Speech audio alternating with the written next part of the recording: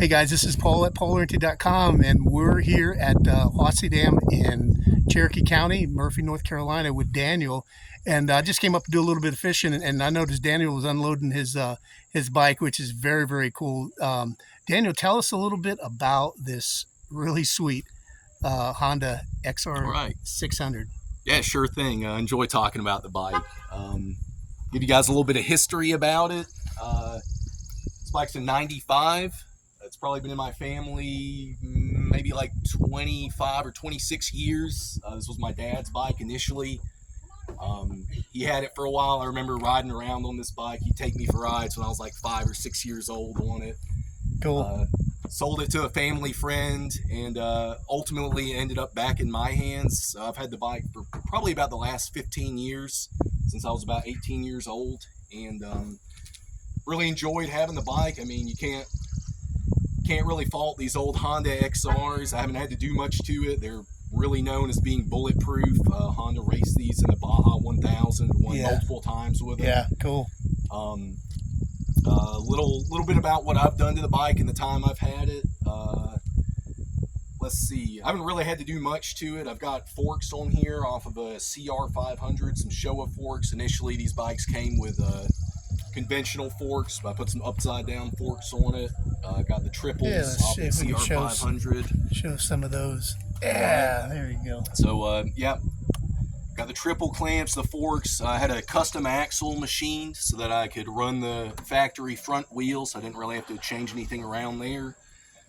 Other things I've done, got a Key and FCR 40 millimeter pumper carburetor off of I believe an 07 CR F250R. So that was a big improvement, much better throttle response, a little bit more power as well.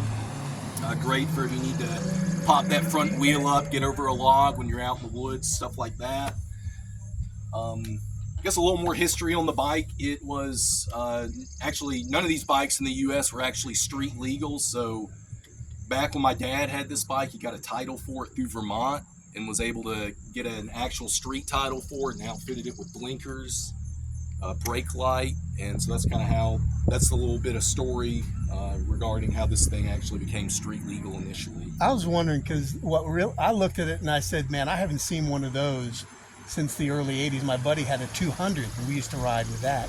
So I thought, man, I hadn't seen one of those in a long time. And I just got to talking with Daniel here. I came to just do a little bit of fishing, play the guitar at the dam, and you never know what you're going to find. And Daniel's been really nice just to talk about what he's riding. And actually, he's getting ready to go for a ride, aren't you? Yeah, I'm going to go out into the Cherokee National Forest. I'm going to head out to Trail 82, runs back towards Coker Creek, some single track, and just enjoying my long weekend. This will be day 3 of riding out in the National Forest. Nice. That's a blessing. Worked an 80-hour week and decided to take a couple days off and make it a long weekend. So that's a long week.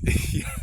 All right. Well, hey, Daniel, thank you so much. Yeah, it's been a blessing. Yeah. Hey, thanks, y'all. Hope you enjoyed this episode. A really cool bike. It's a beautiful time to be up in the mountains, isn't it? Yep, absolutely. Couldn't really ask for better weather. That's for sure. All right. God bless you. We'll see y'all soon.